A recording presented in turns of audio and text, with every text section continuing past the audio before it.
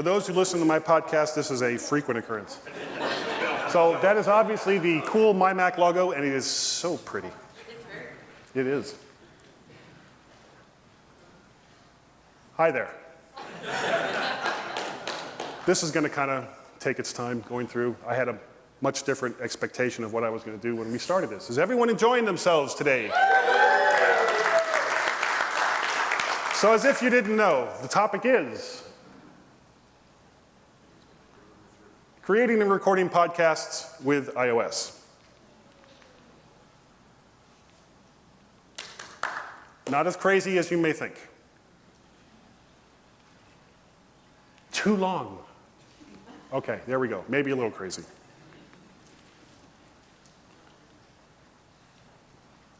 Okay, first up, needed hardware based on an assumed workflow. When people podcast, typically they're either doing it alone, they're doing it with another person, or they're doing it with someone over Skype. So first up, let's talk about solo podcasts, minimum hardware, and cost. We have, I picked up the wrong thing. I need either an iPhone or an iPad.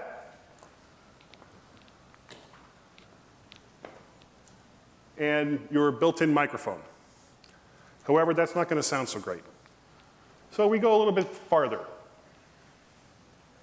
Solo podcast a better way. Same thing, iPad, iPhone. Don't you love these transitions? Built-in microphone, that's what you got. Instead, let's go with a USB microphone, ATR 2100 USB. This is it right here. It's about $70, $80 on Amazon. The great thing about this microphone, number one, it's a dynamic microphone. It also has XLR inputs and micro USB, which means that you can take this and use it with a mobile setup and then take out the XLR, put in a USB, plug it right into your computer, and you're good to go. Of course, you'll also need Apple's good old Lightning USB connection kit, because as I look here, I'm not seeing a USB port. You know, Flash is next. Now, podcasting with more than one person, it gets a little trickier. Get two microphones. Who would have thought it? However, oh, please don't fall. There. The Apple Lightning connection kit with USB only has one USB port. And as we all know, iPhones and iPads only have one Lightning port. So what do? You need something else. And what I've brought is two ways to do it. There are other companies that also make devices that are able to do this. I've been looking at something from a company called Zoom, who did not answer my emails and did not deign to send me anything. But the one more thing, an audio interface, yay! And the two I have here today, and this is what I've been using all weekend, and it should have done something there, but it didn't.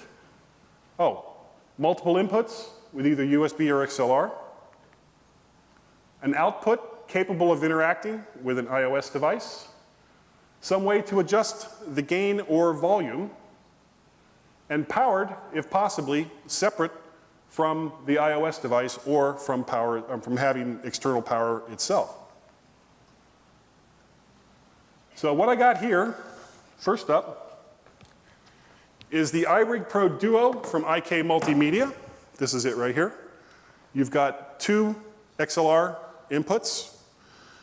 You've got this kind of funky Apple desktop bus-looking connector here, and they give you connectors with USB, they give you connectors with micro USB, they give you connectors with a Lightning port. You also have a way to monitor it here, along with volume control for monitoring, and phantom power. And this all works off of two AA batteries. Though you can also, if you buy it separately, a transformer to plug it into main power. So you don't have to rely on AA batteries. The other thing I have here does require external power. An Alesis Multimix 4 USB. You've got 2 XLR inputs. You've got 2 other TRS inputs, USB out, phantom power. For not much money, this is really a great little mixer. And you'll need this instead of that if you want to podcast with somebody over Skype. So, what else might you need with an audio interface? Cables. Lots and lots of cables. USB-B to USB-A for connecting your iPad or iPhone through the audio interface. XLR for the microphone to the audio interface. Anything else? Yeah. Headphones. These are JVC headphones. They're about 15 bucks. They fold flat, so they fit really, really nicely into your case. And, you know, yeah, if you're an audiophile, you're looking at this and going, huh. But for monitoring a podcast, they're great. Tim was using it just a little while ago. Actually, Tim and David were using it just a little while ago. And they come in lots of pretty colors. These are the JVC HAS 160A flats, about 15 bucks on Amazon. Now, you'll also need adapters. If you have multiple people, you may want to have that other person also monitoring it, especially if you're doing Skype because of the way you have to do Skype. So on one side, I've got the 1/4 inch input to 2 1/8 outputs. Other side, 1/8 input, 2 1/8 outputs. So hey, what about using Skype? Funny, it says that too. You just need 3 things. Skype account, and of course the iOS app for it. Another iOS device. And a 1/4 to 1/8 extension cable, depending on the audio interface that you're using. I actually use a 1/8 output from the phone to a dual 1/4 that I plug into the Alesis mixer.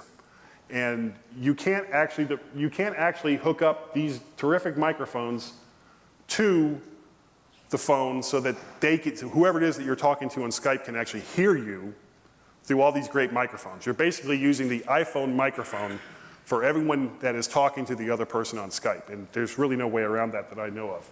So you connect the 1/8 connector to the output of the iPhone and the 1/4 connector to the audio interface. Use the iPhone's built-in microphone to speak to the other person. Everybody get that? So iOS software for creating podcasts. As I said, I don't really have time to demonstrate all the different ways and all the different types of applications that you can use to create podcasts using just iOS devices. But there are some that kind of stand out. So the easy way. 2 apps that are available through the iOS App Store for creating podcasts are Mixler and Spreaker. Spreaker? Yeah, Spreaker. This is a paid service. It basically takes whatever input you're giving it, whatever audio input you're giving it through your connectivity, whether it's cellular or Wi-Fi, whatever, to the web, records it, transcodes it, does an RSS for you, hosts it, and helps you get it onto iTunes and all the other ways you want to do it. That's the easy way.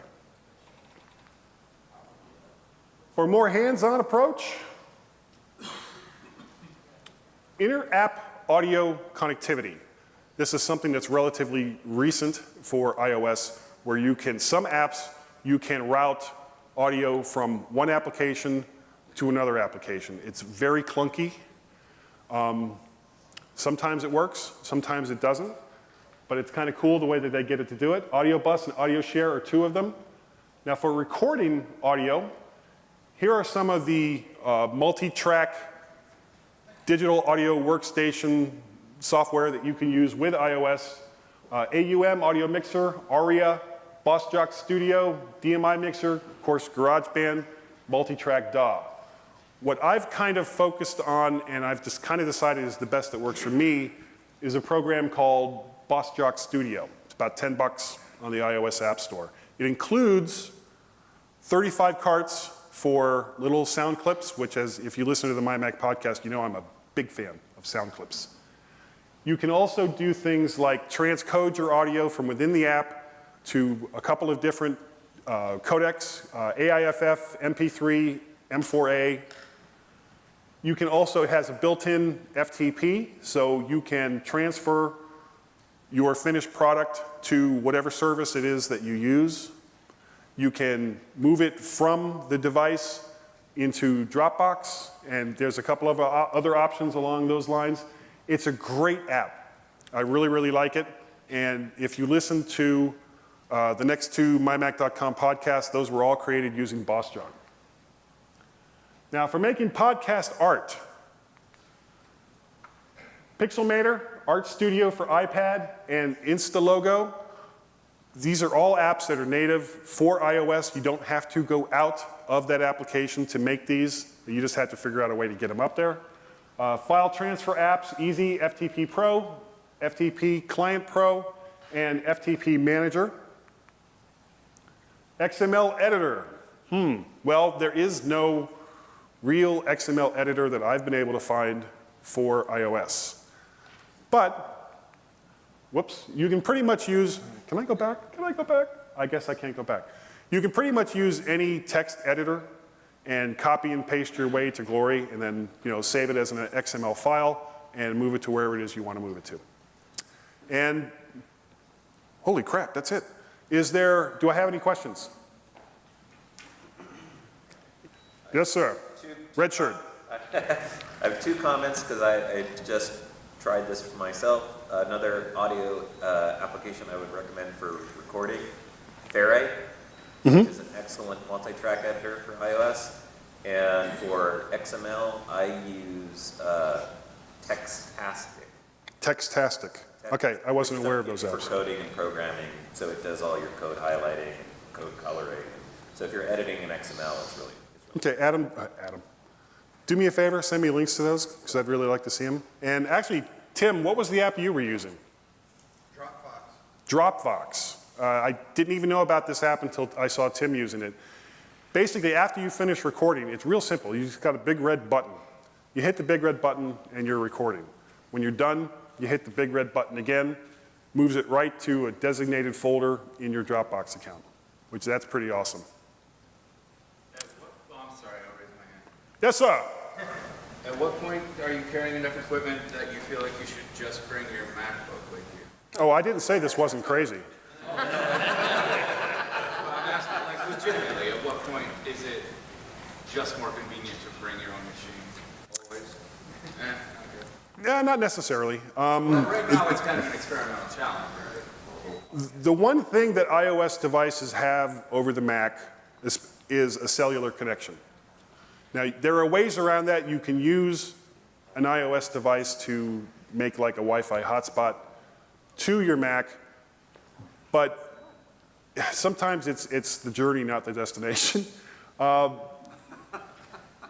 I find that, especially if you go real mobile, where you're using something like the IK Multimedia Pro Duo, and you can get smaller microphones. I mean, you can basically carry everything in like a little carry bag, and it's just a lot lighter, a lot easier to get through airport security. I mean, I had all this gear in this backpack. I didn't dare put it in my luggage because American Airlines, in their infinite wisdom, would probably charge me $6,000 to take it to a canceled flight to Chicago. Yeah, so I had a lot of it in this bag. So I'm going through the the TSA checkpoints, and and as soon as they saw it, you just see the guy's eyes, whoa, and they're going, what's this? What's this? What's this? And I'm basically giving this presentation to the TSA. And it's kind of like. So now the TSA quit. Yeah, well, see, I used to travel overseas a lot.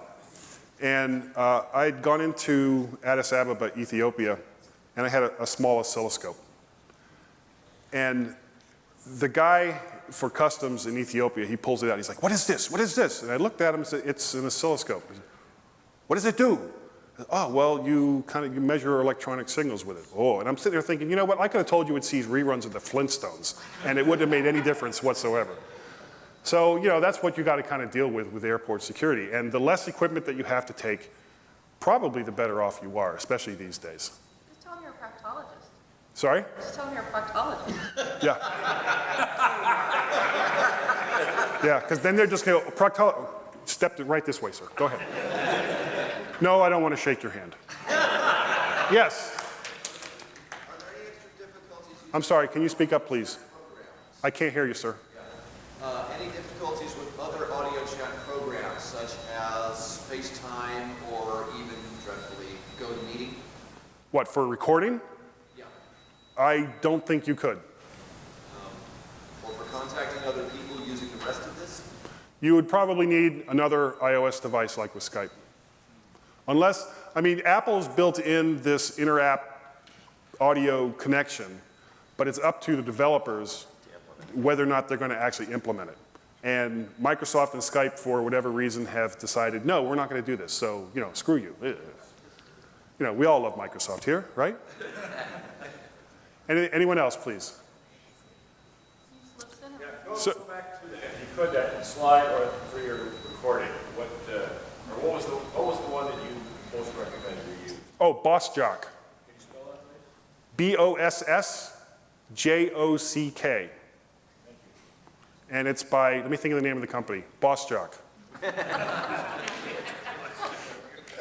And they have both an iPhone version and a iPad version, and it scales really well.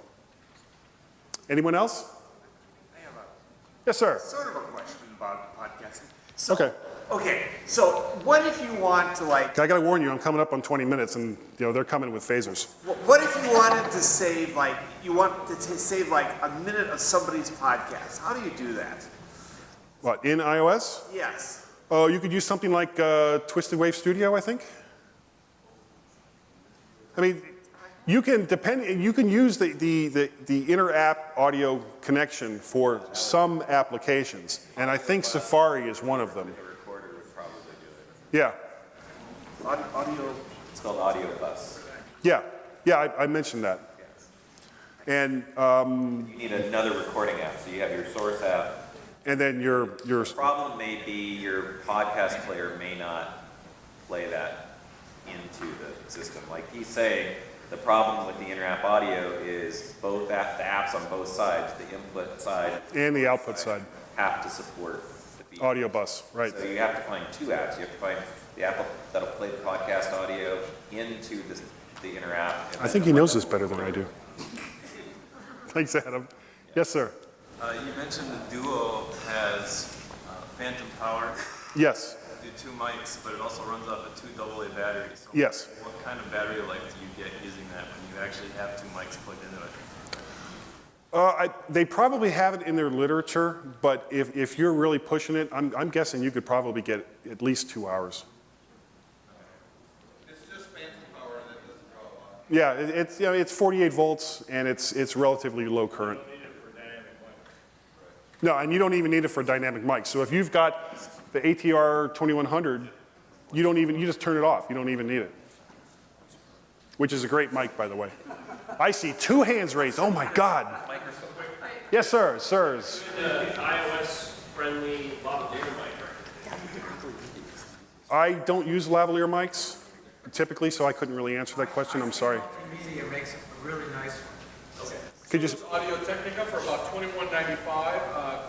Look me up and I'll give you the Amazon link for it. Can you guys just all come up here next to Adam? Yes, sir.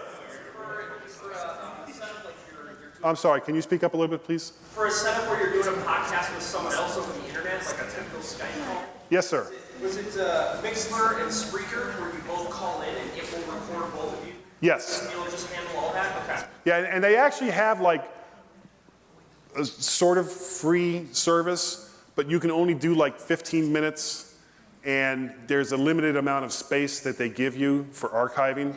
So if you're going to use something like that, go ahead and get the paid service, because it makes no sense otherwise. You know, if you just want to try it out, and there's actually another one, I think it's called iCast. Has anyone heard of this? It's a relatively new service. I think it's still in beta. I think it's iCast. Very similar, and it works in a similar way. I kind of like the interface that I saw with that better, but because it was in beta, I wasn't going to talk about it. But I just did. So, anyone else? I know that guy. Yes, Tom. What color is your shirt? It's Death by Phaser Red. Yeah! I know. Quickly. Is there anyone else? All right. Well, thank you all so very much. I appreciate it. Please go and listen to the mymac.com podcast. Give us lots of feedback, because we're really needy that way. In Morse code. In Morse code? Yeah, we actually got... Backwards. Someone sent us feedback in the iTunes store in Morse code. Bart Bouchatz sent us feedback in semaphore. We like this. Somebody sent us feedback in the American iTunes store in German. This is the audience that we have. We love them. Thank you all so very much.